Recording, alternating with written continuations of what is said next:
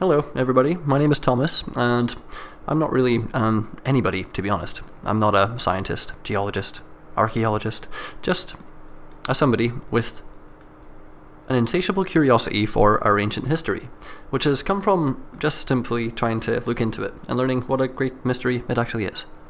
Now, I don't really want to beat around the bush with what it is I'm trying to do here, but ultimately all it really is to satisfy a curiosity. If you're familiar with the work of Graham Hancock or Karl Monk, then you'll already be aware that it is starting to look like there was an advanced civilization a long time ago, and perhaps so advanced that we wouldn't have been able to interpret their messages until now. I think a better question than are the Nazca lines the blueprints for the Great Pyramid of Giza is, are the Nazca lines simply blueprints? It really wasn't difficult for me to go around the Nazca lines finding these examples for you after being told. So these circles seem to donate new diagrams. There's pencils, directional arrows and rulers, ultimately connecting lines and doing jobs. Feel free to pause, take a closer look at these. As far as I can see, there's about 3 shapes out to these sort of chevrons, and that would be the pencils, directional arrows, and rulers. Tape measures, always spiraling off and leading somewhere.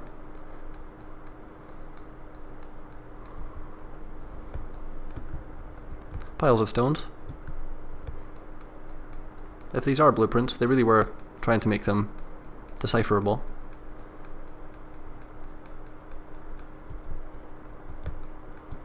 There's also lots of stones on some of these chevrons that I feel if we were able to count them, it'd probably give us some more information. You can see the detail is just lacking though on Google Earth. It wouldn't be possible for us to achieve that. In fact, to give an example of the lack of detail that we've got here, despite how good it actually is compared to not having Google Earth, this is the spider on Google Earth, and then this is the spider taken from, say, a helicopter or something. The area that we're looking at here, this is Nazca, the circle, and you can see that I've taken examples from far beyond Nazca.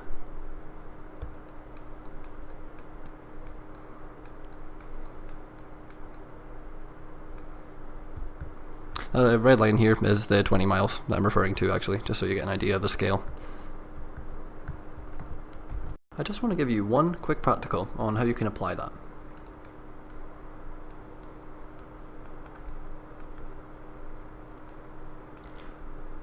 So we're going to start from this pile of stones up here. We're going to drag it down, follow this line, and you can see that it connects to this directional marker. We're then going to follow this directional marker,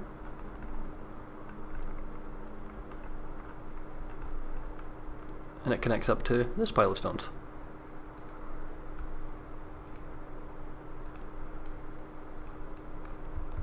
One thing I can tell you about the Nazca lines is that they are a mystery, and nobody in the world can tell you what they are or who made them. For me, the geoglyphs, like the whale and all the various different types of birds, and the spider here, in of themselves, are kind of a demonstration of some pretty great knowledge. While we're all wondering what they are, I've realised that it's definitely well within our technological capabilities to actually discover what they are. Myself, for example, if I had the time and resources, what I would do is I'd fly quadcopters all over them, taking high quality photos with GPS coordinates so that we could effectively recreate what we've got here in Google Earth with higher quality images and an assurance that the measurements that we do would be correct. So, being aware that Google Earth isn't necessarily accurate when it comes to these things, what I did was I measured our spider here. And from here to here, it shows us 150 feet. And when we look online at the measurements recorded for the spider, it is indeed 150 feet. So, if you want to get involved, measure some lines, it does appear to be within a degree of accuracy, while this isn't exactly what I would call the tool for this job. On this site, you can get a pretty good look at some of the geoglyphs, and JD has been through quite a lot of them with me, showing me how they convey mathematics in a way that transcends time. Keep this happy family in mind, because we're going to come back to them a bit later. Now, when I say there was an advanced civilization a long time ago, what I'm going to try and do is make a super ambitious correlation between 3 sites across the globe. The first one of which not really needing any introduction, but, ladies and gentlemen, the Great Pyramid of Giza. The second being the Nazca Lines in Peru.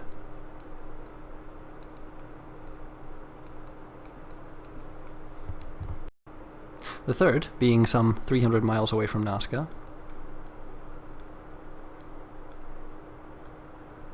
some fields. If you were an advanced civilization a long time ago, looking to make sure that your messages were heard by future civilizations, what lengths would you go to? I'm going to show you something that JD showed me that's just kind of cool by itself.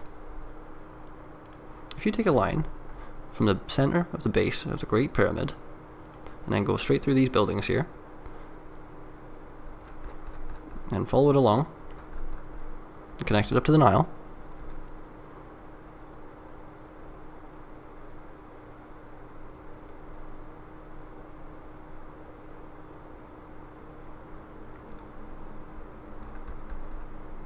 you can see it equals 5 miles, and it's at 90 degrees, which actually says more about the alignment of the buildings on the planet than anything else.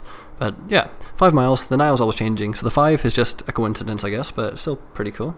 Roughly 5 miles from the Great Pyramid to the Nile. Now, before I can show you a correlation between these 3 sites, I have to show you what's significant about the 2 in South America. We're going to look at some of the work of J.D. Jeffrey. This is JD's 3D perspective view of a pyramid, drawn at the Nazca Lines. Now, I've gone over this, and it looks pretty good, but let's just say maybe that is the case, and it certainly looks like it is. And our third site also has something bearing great resemblance to Great Pyramids. Sorry. But yeah, it could just be fields. JD told me that at each of these sites there's a river about 5 miles away from each of the sort of pyramids in question. He said that they also bear great resemblance to the Nile. So what I did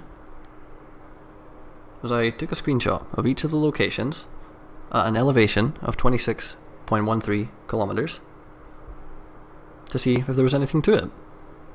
So when I go to Nazca, and then the casing stones. So, I took those screenshots and went over to Adobe Illustrator. So, here's our 5 mile line from the Great Pyramid to the Nile. Now we're going to overlay Nazca.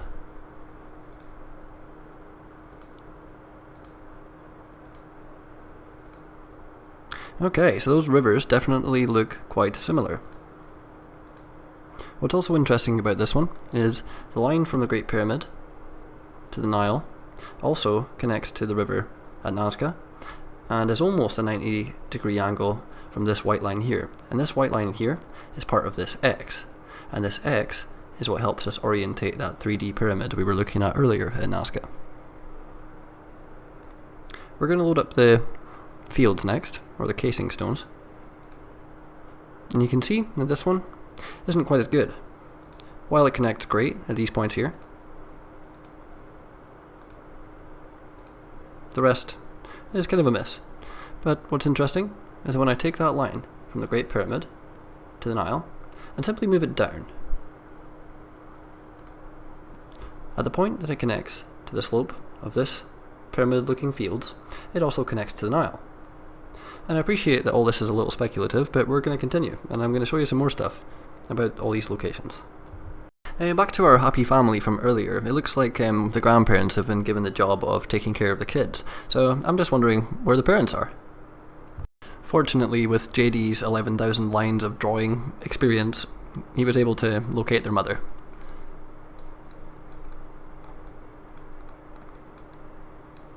And that's her here. I wonder if any of you already know where the father is. I can tell you that it's nowhere near here, but we'll get back to him.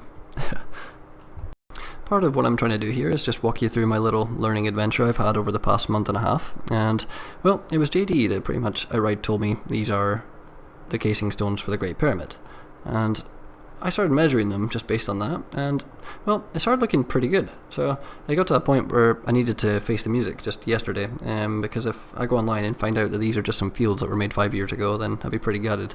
So I was pleased to discover that they do appear to be ancient. That's what they look like, and you can see they're all across these hills and things. There is evidence of the presence of a very early culture that goes back more than 10,000 years. The archaeological investigations in the region have proved that a civilization dwelled in the Stone Age. Blah blah blah blah blah. Super old. And that is Tacna region, if anyone wants to take a look. From there, what I did was I went back to some earlier images in Google Earth. And all the fields pretty much disappear, but we're left with some interesting designs and things. One last thing about this site. The 5-mile line that I drew at this site, this imaginary line here, if you follow that, it takes you to this site here, which is full of some very interesting looking geoglyphs.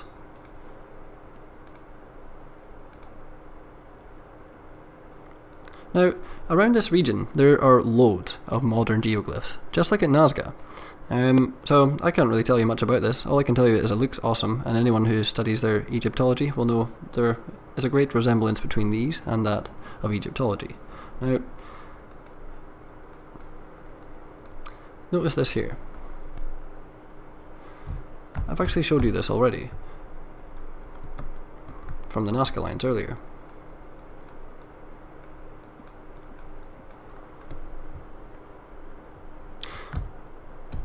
Okay, don't even know what to say, to be honest, guys, because I don't really know anything. All I'm trying to show you is a bunch of stuff that kind of looks like something. And we got this guy here, who JD says is trying to get our attention. The famous astronaut in Nazca. Good stuff. Thanks for watching. For the last part, we're just going to put the family back together. So, nice work, JD, for finding the mother. It's been thousands of years, and the children were worried sick. The father is a little bit away from here, in the Atacama Desert.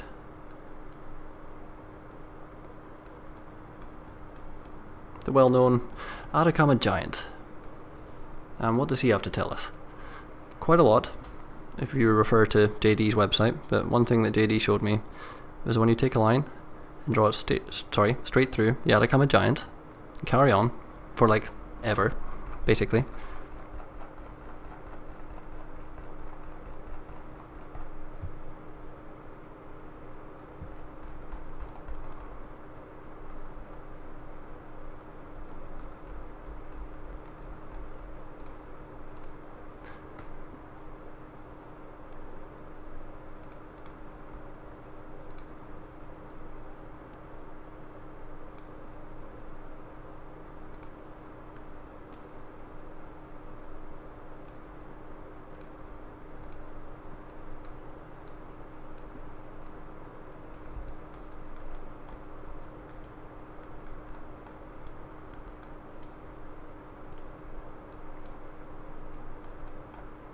So many coincidences start to look like something else. Thanks again for watching.